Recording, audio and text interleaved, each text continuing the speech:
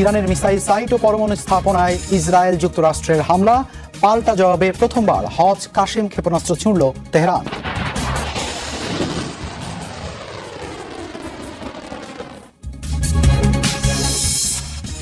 Iran লেবাননের পর রণক্ষেত্র Iraq, তীব্র হচ্ছে মার্কিন সেনা ও সশস্ত্র গোষ্ঠীগুলোর সংঘর্ষ। কূটনৈতিক এলাকায় ইরানপন্থীদের লাগাতার ড্রোন রকেট হামলা। নেটো মিত্ররা হতাশ করলেও যুক্তরাষ্ট্রের পাশে দাঁড়াচ্ছে ইউক্রেন। পশ্চিমাদের অস্ত্রে যুদ্ধ করা দেশটি দিল ওয়াশিংটনকে সামরিক সহায়তার প্রস্তাব।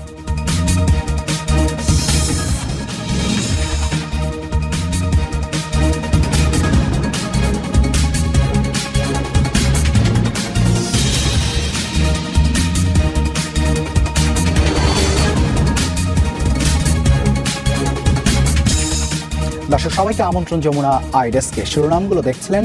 আন্তর্জাতিক সব শীর্ষ খবর নিয়ে আপনাদের সাথে আছি আমি দেবাশিস রঞ্জন সরকার। নিরাপত্তা উপদেষ্টা হত্যার বদলা নিতে এবার ইসরায়েলে ক্লাস্টার ওয়ারহেড দিয়ে হামলা চালালো ইরান। তেল আবিব, রামাত গান সহ বিভিন্ন এলাকায় ব্যাপক ধ্বংসযজ্ঞ চালায় গুচ্ছ বোমাবাহী এসব মিসাইল। এর মধ্যে ট্রেন স্টেশনে হামলায় প্রাণ গেছে অন্তত 2 ইসরায়েলের। অন্যদিকে ইরানের মিসাইল কেন্দ্র এবং বুশেহেরের পরমাণু স্থাপনায় ব্যাপক হামলা চালিয়েছে ইসরায়েল যুক্তরাষ্ট্র। ইরানের শীর্ষ নিরাপত্তা কর্মকর্তা আলী লারিজানিকে হত্যার বদলা নিতে মঙ্গলবার রাতভর ইসরায়েলি ভূখণ্ড লক্ষ্য করে দফায় দফায় ক্ষেপণাস্ত্র হামলা চালায় ইরানের সামরিক বাহিনী। এসব মিসাইলে বহন করা হচ্ছিল ক্লাস্টার ওয়ারহেড। ইসরায়েলি আকাশসীমায় পৌঁছানোর সাথে সাথে কার্যকারিতা শুরু করে গুচ্ছ বোমা, ছড়িয়ে পড়ে বিভিন্ন স্থানে। ইরান থেকে ছোড়া ক্ষেপণাস্ত্র ব্যাপক ধ্বংসযজ্ঞ চালায় ইসরায়েলের বিভিন্ন স্থানে। এর মধ্যে সবচেয়ে বেশি ক্ষয়ক্ষতি হয় তেল আবিব এবং রামাত গান এলাকায়। এর মধ্যে একটি স্টেশনে ব্যাপক ক্ষয়ক্ষতি হয়, যাতে প্রাণ যায় একাধিক ইসরায়েলির। ইরানি মিসাইল আঘাত হানার পরপরই সতর্কতা জারি করা হয় এলাকা জুড়ে, সরিয়ে নেওয়া হয় বাসিন্দাদের। এছাড়াও তেল আবিবের বিভিন্ন আবাসিক এলাকায় আঘাত হানে ইরানের ক্ষেপণাস্ত্র। হঠাৎ প্রচন্ড বিস্ফোরণের আওয়াজ পাই, এরপর দ্রুত বাংকারে আশ্রয় নেই। আশপাশের বিভিন্ন স্থানে আগুন জ্বলতে দেখি। এদিকে ইরানের বিভিন্ন এলাকাতেও ব্যাপক হামলা অব্যাহত রেখেছে ইসরায়েল যুক্তরাষ্ট্র। হরমুজ প্রণালী সংলগ্ন ইরানের মিসাইল কেন্দ্রে চালানো হয় হামলা, ছোড়া হয় বাংকার ব্লাস্টার বোমা। এর পাশাপাশি ইরানের বিভিন্ন সামরিক ঘাঁটি এবং কমান্ড সেন্টারকেও টার্গেট করা হয়। এর পাশাপাশি হামলা হয় বুশেহের পরমাণু কেন্দ্রেও। তবে তেহরানের দাবি হামলায় পরমাণু স্থাপনার কোনো ক্ষয়ক্ষতি হয়নি। এদিকে আরব দেশগুলোর আহ্বান উপেক্ষা করেই উপসাগরীয় দেশগুলোয় হামলা অব্যাহত রেখেছে আইআরজিসি। ইরানের একাধিক ড্রোন ভূপাতিত করার দাবি জানিয়েছে সৌদি আরব, ওমান এবং বাহরাইন। মীর মুশফিকা হাসান, যমুনা নিউজ। চলমান যুদ্ধে প্রথমবার হজ কাশেম ব্যালিস্টিক ক্ষেপণাস্ত্র ছুঁড়েছে ইরানের রেভলিউশনারি গার্ড আইআরজিসি। যা দিয়ে ইসরায়েল, তেল আবিব, জেরুজালেম ছাড়াও কাতার, কুয়েত, আমিরাত ও ইরাকের বিভিন্ন মার্কিন অবস্থান লক্ষ্য করে হামলা চালানো হয়েছে। মূলত সলিড ফুয়েল চালিত মাঝারি পাল্লার ব্যালিস্টিক মিসাইল এটি, যা ট্রাকে বহনে সক্ষম মোবাইল লঞ্চার থেকে ছোড়া যায়। ক্ষেপণাস্ত্রটির আনুমানিক পাল্লা ১,৫০০ কিলোমিটার, যা শত্রুপক্ষের সবচেয়ে সুরক্ষিত স্থাপনাগুলোয় হামলার জন্য বানানো। খুব শিগগিরই ইরান অভিযান থেকে সরে আসবে যুক্তরাষ্ট্র, আবারও এই মন্তব্য করেছেন মার্কিন প্রেসিডেন্ট ডোনাল্ড ট্রাম্প। জানান এখনও সময় না হলেও অদূর ভবিষ্যতেই অভিযান শেষ করবে ওয়াশিংটন। আবারও দাবি করেন হামলায় সব দিক থেকে নিশ্চিহ্ন হয়ে গেছে তেহরান। এখনো ইরান অভিযান শেষ করতে আমরা প্রস্তুত নই। অদূর ভবিষ্যতে সরে আসব, খুব অল্প সময়ের মধ্যেই সরে আসব।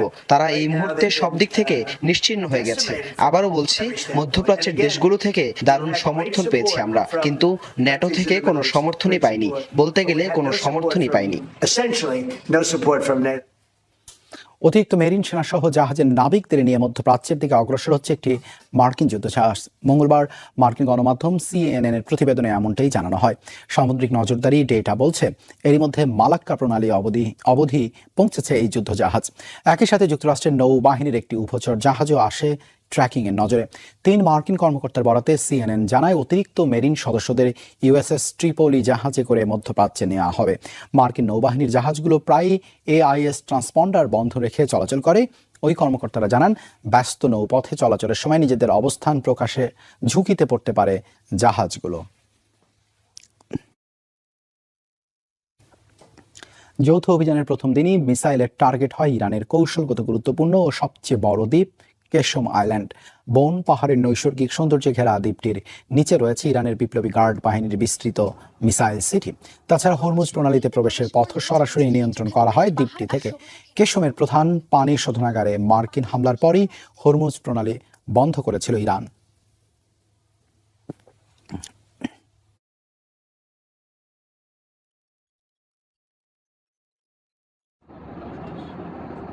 হরমুজ প্রণালীতে প্রবেশ করলেই জাহাজ থেকে চোখে পড়ে পাহাড় আর সবুজে ঘেরা অপরূপ এক দ্বীপ কেশম আইল্যান্ড। পারস্য উপসাগরে অবস্থিত ইরানের সবচেয়ে বড় এই নিসর্গভূমি পর্যটকদের অন্যতম পছন্দের জায়গা।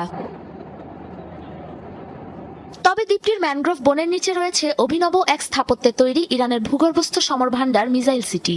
মধ্যপ্রাচ্য যুদ্ধে যা পরিণত হয়েছে মার্কিন ও ইসরায়েলের অন্যতম কৌশলগত টার্গেটে। আইআরজিসির কমান্ড সেন্টার, বিস্তৃত নেটওয়ার্ক টানেল, জাহাজ বিধ্বংসী antiship cruise missile, mobile launcher, drone সহ অত্যাধুনিক সব ক্ষেপণাস্ত্র রয়েছে এই ভূগর্ভস্থ সিটিতে। ভূপৃষ্ঠ থেকে গভীরে নির্মিত হওয়ায় বিমান হামলায় যা ধ্বংস করা কার্যত অসম্ভব। ভৌগোলিক অবস্থানের কারণে পারস্য উপসাগর থেকে হরমুজ প্রণালীর প্রবেশ পথ নিয়ন্ত্রণ করা হয় এই কেশম দ্বীপ থেকে। ইরানের যৌথ বাহিনীর অভিযানের প্রথম দিনই মার্কিন মিসাইল হামলায় ধ্বংস হয় 1445 বর্গ কিলোমিটারের দ্বীপটির প্রধান লবণাক্ত পানির শোধনাগার, যার জেরে বিচ্ছিন্ন হয়ে যায় দ্বীপটিতে অবস্থিত অন্তত 30টি গ্রামের বিশুদ্ধ পানির সরবরাহ।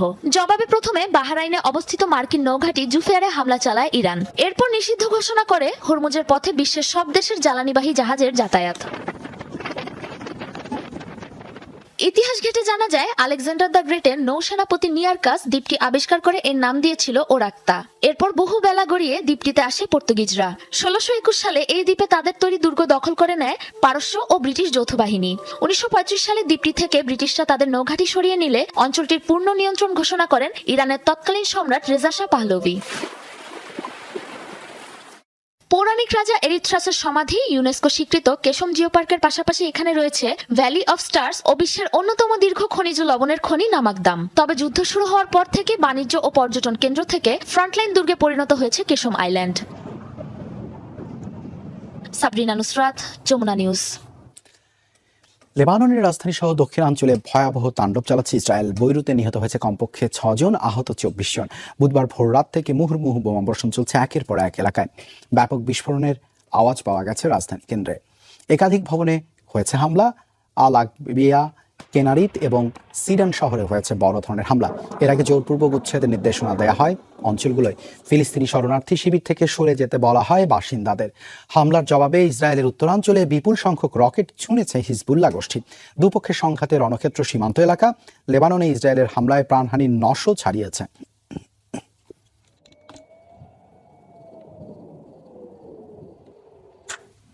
ইরান লেবাননের পর মধ্যপ্রাচ্যের আরেক রণক্ষেত্রে পরিণত হয়েছে ইরাক। দেশটিতে মার্কিন সেনা ও ইরানপন্থী সশস্ত্র গোষ্ঠীগুলোর সংঘর্ষ তীব্র হচ্ছে ক্রমেই। ব্যাপক হামলার শিকার হচ্ছে রাজধানীর মার্কিন দূতাবাস সহ বিভিন্ন কূটনৈতিক স্থাপনা। 24 ঘন্টারও বেশি সময় ধরে লাগাতার চলছে ড্রোন, রকেট হামলা। পাওয়া গেছে বিস্ফোরণ, অগ্নিকাণ্ডের খবর। কিরকুকে ইরানপন্থী যোদ্ধাদের অবস্থানেও হয়েছে হামলা।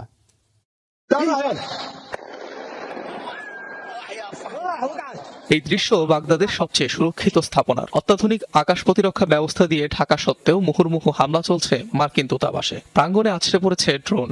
অগ্নিকাণ্ডের শিকার ভবনটি। পাওয়া গেছে বেশ কিছু বিস্ফোরণের শব্দ। মঙ্গলবার থেকে বাগদাদের মার্কিন দূতাবাস লক্ষ্য করে লাগাতার হামলা চালিয়ে যাচ্ছে ইরানপন্থী একাধিক সশস্ত্র গোষ্ঠী। ছোড়া হচ্ছে ড্রোন, রকেট। তবে এগুলোর বেশিরভাগই সি-র্যাম এয়ার ডিফেন্স ব্যবহার করে ধ্বংসের দাবি করা হচ্ছে। অন্তত 3টি ড্রোন শনাক্ত হয় দূতাবাসের রাডারে। 2টি ধ্বংস করা হলেও একটি হারিয়ে যায় রাডার থেকে। বাগদাদের অন্যান্য স্থানেও পাওয়া গেছে বিস্ফোরণ, হামলার খবর। বাগদাদ বিমানবন্দরে যুক্তরাষ্ট্রের কূটনৈতিক স্থাপনা লক্ষ্য করে ছোড়া হয় অন্তত 3টি ড্রোন। এছাড়াও শহরটির কূটনৈতিক এলাকাগুলোতেও অব্যাহত রয়েছে হামলা। এদিকে কিরকুকে ইরানপন্থী সশস্ত্র গোষ্ঠী পিএমএফ এর ঘাঁটিতে হয়েছে হামলা। অগ্নিকাণ্ডের খবরও পাওয়া গেছে। কুর্দি অধ্যুষিত ইরবিলও হয়েছে ড্রোন হামলা। ড্রোনের আঘাতে বিশাল এলাকায় আগুন জ্বলতে দেখা যায়। তবে এসব হামলার দায় স্বীকার করেনি কোনো গোষ্ঠী। একদিন আগেই যুক্তরাষ্ট্রের হামলায় সশস্ত্র গোষ্ঠীটির 4 সদস্যের মৃত্যু হয়, যার জবাবে মার্কিন স্থাপনায় হামলা অব্যাহত রেখেছে সমমনা গোষ্ঠীগুলো। ইরানের সাথে যুদ্ধ ঘিরে শুরু থেকে মার্কিন সেনা ও তেহরান সমর্থিত সশস্ত্র গোষ্ঠীগুলোর পাল্টাপাল্টি সংঘাত চলছে ইরাকে। অনিক রহমান, যমুনা নিউজ। পাইপলাইনের মাধ্যমে তেল সরবরাহ চালুর ঘোষণা দিয়েছে কুর্দিস্তানের আঞ্চলিক সরকার কেআরজি। এই নিয়ে চুক্তিতে পৌঁছেছে কেআরজি ও ইরাকের কেন্দ্রীয় সরকার। মঙ্গলবার সামাজিক মাধ্যম এক্সে তাদের অঞ্চল দিয়ে তেল সরবরাহের অনুমতি প্রদানের ঘোষণা দিয়েছে কুর্দিস্তানের আঞ্চলিক সরকার কেআরজি প্রধানমন্ত্রী মাসরুর বারজানি।